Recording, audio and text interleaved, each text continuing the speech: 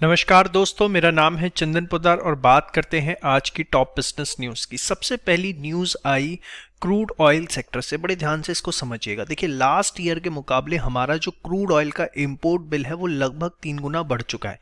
इसके पीछे सबसे बड़ा कारण ये है कि जो क्रूड ऑयल के प्राइजेस हैं वो लगभग $85 पर बैरल के आसपास पहुंच चुके हैं, जो कि लास्ट ईयर से लगभग 3 गुना है। प्लस कहीं ना कहीं कंजम्पशन भी ज़्यादा हो रही है। अब प्रॉब्लम क्या आ रहा है कि गवर्नमेंट इतनी मेहनत कर रही है कि एक्सपोर्ट्स को बढ़ाया जाए, किसी तरीके से देश में इन्वेस्टमेंट्स आए, फॉरेन एक्सचेंज आए, लेकिन वो सारा का सारा पैसा जो कि देश की तरक्की के अंदर लगना चाहिए वो दूसरी तरफ से जा रहा है। दैट इज़ हमारा जो इम्पोर्ट बिल है ऑयल का वो बहुत ज़्यादा बढ़ गया है। अब इसको लेकर के जो हमारी मीटिंग होने वाली थी सऊदी के अंदर ओपेक कंट्रीज़ के साथ, वहाँ पर भी इंडिया ने बड़ा स्ट्रॉन्ग स्टैंड रखा है कि भैया इस तरीके से अगर आप ऑयल को महंगा करोगे तो बातचीत लंबी नहीं चलने वाली है। दूसरा, अभी जो एक इसके अंदर इम्प्रूवमेंट आया वो ये कि प्रधानमंत्री नरेंद्र मोदी जी ने 30 सीनियर एग्जीक्यूटिव्स के साथ, जो कि ग्लोबल ऑयल मेजर्स हैं, जिसमें आपका सऊदी एमरो हो गया, रिलायंस इंडस्ट्रीज हो गया, वेदांता हो गया, तो इनके जो 30 सीनियर एग्जीक्यूटिव में एम्प्लॉयज़ नहीं कह रहा हूँ, जैसे मुकेश अंबानी खुद प्रेजेंट थे इसके अंदर, वेदांता के ओनर खुद प्रेजेंट थे इसके अंदर, उनको बोला है कि किसी तरीके से इंडिया की लोकल प्रोडक्शन को जो है बूस्टअप करें। जो कंट्री का जो क्रूड ऑयल इंपोर्ट बिल है वो लगभग 3 गुना बढ़ चुका है 2020-21 में, और हमें कहीं ना कहीं जो है डोमेस्टिक प्रोडक्शन को बढ़ाने की ज़रूरत है। पीएम ने यहाँ पर बड़ा स्पष्ट बोला कंपनीज को कि आप जो है फोकस करिए कि किस तरीके से प्रोडक्शन मैक्सिमाइज़ किया जाए, ना कि रेवेन्यू को मैक्सिमाइज़ किया जाए, और देश के अंदर जो क्रूड ऑयल है उसको स्टोरेज फैसिलिटी को बढ़ाने की ज़रूरत है, और जो जिस तरीके से नेचुरल गैस की डिमांड देश में बढ़ी है उसको भी देखने की ज़रूरत है। मैं आपको बताना चाहूँगा कि जिस तरीके से ऑयल के प्राइजेस बढ़ रहे हैं उसके बाद जो ड्रास्टिक इंक्रीमेंट जो है नेचुरल गैस की डिमांड में देखने को मिला है, लोग काफ़ी उस पर शिफ्ट हो रहे हैं, और नेचुरल गैस भी कोई सस्ती नहीं। इंटरनेशनल मार्केट में 50% तक प्राइसेस जो हैं इसके इंक्रीज हो चुके हैं, जिसका बर्डन अभी इंडियन कस्टमर्स पे पड़ना बाकी है। इसके अलावा बात की गई कि किस तरीके से देश के अंदर जो है प्रेजेंट के लिए एज वेल एज फ्यूचर के लिए जो है इंफ्रास्ट्रक्चर डेवलपमेंट किया जा सकता है through pipelines and city gas distribution. तो एक ले दे के क्रक्स में आपको ये बताना चाहूँगा कि गवर्नमेंट जो है इस समय बहुत स्ट्रिक्ट दिख रही है। उसने कहीं ना कहीं प्राइमरी इस चीज़ को रख लिया है कि हमको जो है ऑयल सेक्टर के अंदर आत्मनिर्भर बनना है। अब मेरे को लगता है कि इसमें कहीं ना कहीं एक मेजर इंप्रूवमेंट ये भी देखने को मिल सकता है कि एथेनॉल बेस्ड गाड़ियां जो हैं हमें देखने को मिल सकती है मार्केट में। गवर्नमेंट उसके ऊपर बहुत तेजी से काम करे और इलेक्ट्रॉनिक व्हीकल्स के अंदर भी बहुत तेजी देखने को यहाँ पे मिल सकती है। नेक्स्ट, अमेजॉन, फ्यूचर ग्रुप और रिलायंस। खैर बहुत पुरानी क्या बोलते हैं न्यूज़ है, फिर भी मैं आपको थोड़ा सा एक बार रिव्यू कर दूं। फ्यूचर ग्रुप जो है कोविड की वजह से कैश क्रंच में बुरी तरीके से आ गया, जिसके बाद उसने डिसाइड किया कि वो अपने जो 1700 स्टोर्स हैं वो रिलायंस रिटेल को जो है हैंड ओवर कर देगा। रिलायंस रिटेल जो है वो हिंदुस्तान के अंदर सबसे बड़ा मेजर प्लेयर बनना चाहता है रिटेल इंडस्ट्री के अंदर। अमेजॉन का भी यही टारगेट है। अब हुआ ये कि जो फ्यूचर रिटेल की ये डील होने वाली थी रिलायंस रिटेल के साथ, उसको अमेजॉन ने चैलेंज कर दिया। चैलेंज इस तरीके से किया कि अमेजॉन ने बोला कि हमारी फ्यूचर ग्रुप के साथ एक डील हुई थी 2019 के अंदर, जिसके तहत हमने बड़ा स्ट्रिक्टली फ्यूचर ग्रुप को ये बोला था कि आप अपने असेट्स जो हैं किसी और कंपनी को नहीं बेच सकते, और ये 1700 स्टोर्स जो हैं वो एक तरह से असेट्स है, तो रिलायंस रिटेल को नहीं बेचे जा सकते हैं। काफ़ी ये जो डिस्प्यूट है सिंगापुर आर्बिट्रेशन के अंदर चला, दिल्ली के अंदर अगर आप बात करें हाई कोर्ट में भी आया, सुप्रीम कोर्ट तक ये फाइट जा चुकी है। लेकिन अब ले देकर हुआ क्या था, मैं आपको क्रक्स बताना चाहूँगा कि फ्यूचर ग्रुप ने सिंगापुर आर्बिट्रल को ये बोला कि देखो, अमेजॉन की जो डील हुई थी ना वो फ्यूचर रिटेल के साथ नहीं हुई थी, एक दूसरी सब्सिडरी कंपनी है अमेजॉन ने जो कॉन्ट्रैक्ट किया था वो उसके साथ किया था। तो हमको क्यों रोक रहे हो भाई, फ्यूचर रिटेल को क्यों रोक रहे हो? हम अपना बिजनेस बेचना चाहते हैं, अमेजॉन का हमसे कोई कॉन्ट्रैक्ट नहीं था, वो हमारी दूसरी सब्सिडरी के साथ था, उसको रोक लो।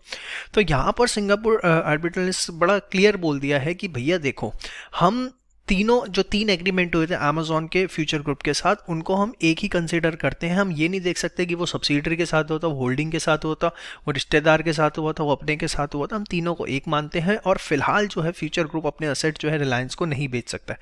ये एक बहुत बड़ी डील है। अगर मैं बता दूं, अगर ये हो जाती है ना तो इससे रिलायंस की जो प्रेजेंस है अक्रॉस द कंट्री बहुत ज़बरदस्त हो जाती है, और अमेजॉन जो है अपनी नेक्स्ट लेवल प्रैक्टिस लगाने में लगा हुआ है और नेक्स्ट लेवल एफर्ट्स लगाने में लगा हुआ है कि ये डील किसी भी तरीके से जो है फाइनलाइज नाम। तो अब देखते हैं आने वाले समय के अंदर क्या निकल के आता है। इसके बाद पब्लिक सेक्टर बैंक्स को लेकर सेंट्रल गवर्नमेंट ने पब्लिक सेक्टर बैंक्स के लिए जो है एक एग्रेसिव गाइडलाइंस में कहूँगा रिलीज कर दी हैं कि आपको जो है अब ये काम करने हैं। वो क्या काम करने हैं ज़रा ध्यान से सुनिएगा। सबसे पहले पब्लिक सेक्टर बैंक्स को बोला गया है कि वोटर लिस्ट उठाओ और उसके अंदर जितने भी ऐसे व्यक्ति हैं जिनकी उम्र 21 साल या उससे ऊपर है और उनके बैंक अकाउंट्स नहीं खुले हुए हैं तो उनके बैंक अकाउंट्स आपको खोलने हैं। सबसे पहला काम पब्लिक सेक्टर बैंक्स को गवर्नमेंट ने ही दे दिया। दूसरा ये बोला है कि डिस्ट्रिक्ट वाइज लोन मेला लगाना शुरू करो।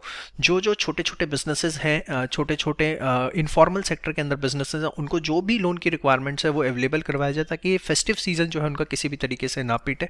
और सेकेंड उनको ये बोला गया है बैंक्स को कि जो एनबीएफसीज हैं या माइक्रो फाइनेंस इंस्टीट्यूशंस हैं जिनकी जहाँ से आप कंपैरेटिवली सस्ते टर्म्स एंड कंडीशंस पे लोन ले लेते हो। जैसे मैं छोटा सा एग्जांपल दूं कि बैंक से आप लोन लेने जाते हैं तो आपको 36 फॉर्मेलिटीज़ पूरी करनी होती है, लेकिन आप एक एनबीएफसी पे जाएं या माइक्रो फाइनेंस इंस्टीट्यूशन पे जाएं, जैसे आप मुथूट फाइनेंस पे चले जाते हैं तो सिंपल बड़ा प्रोसीजर होता है और आपको लोन मिल जाता है। तो बोला गया है कि बैंक्स को कि आप एनबीएफसीज के साथ, माइक्रो फाइनेंस इंस्टीट्यूशंस के साथ, एडिटेक कंपनीज जो हो गई जैसे पेटीएम हो गया और दूसरी अपना फ़ोनपे हो गया, इनके साथ टाइप्स करिए ताकि ये लोन आगे डिसबर्स करे और आप इनको जो है फंड्स प्रोवाइड करिए। तो ये भी बहुत अच्छी चीज़ है।